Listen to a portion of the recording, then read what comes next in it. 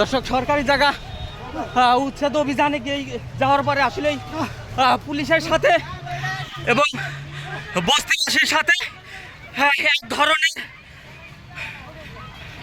আক্রমণ চলমান ছিল। সেই ক্ষেত্রে আমরা দেখতে পেরেছি পুলিশ কোনোভাবে সেখান থেকে বাঁচিয়ে পালিয়ে এসেছে এবং অনেকে আহত হয়েছেন, এমনটি কিন্তু আমরা আজকে দেখতে পেরেছি।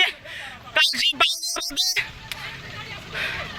অতিরিক্ত পুলিশ মোতায়েনের পরেও জনসাধারণের যে আক্রমণ, সেই আক্রমণ কিন্তু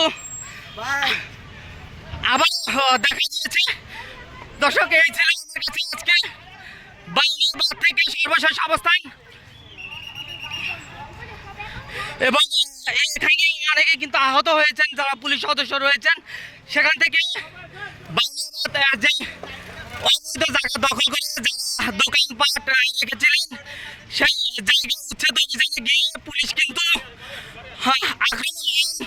সেখান থেকে তারা কোনোভাবে জীবন বাঁচিয়ে তারা কিন্তু সেখান থেকে সরিয়ে আসেন এবং আমরা আপনাদেরকে ভিডিওতে দেখানোর চেষ্টা করছি। বারবার আপনারা কিন্তু দেখতে পাচ্ছেন যে পুলিশকে যে আবারও অনৈতিকভাবে যে আক্রমণ, সেটি কিন্তু তারা চালিয়েছিলেন। এখন পর্যন্ত কালশি বাউনিয়াবাদে কিন্তু উত্তেজনা বিরাজ করছে।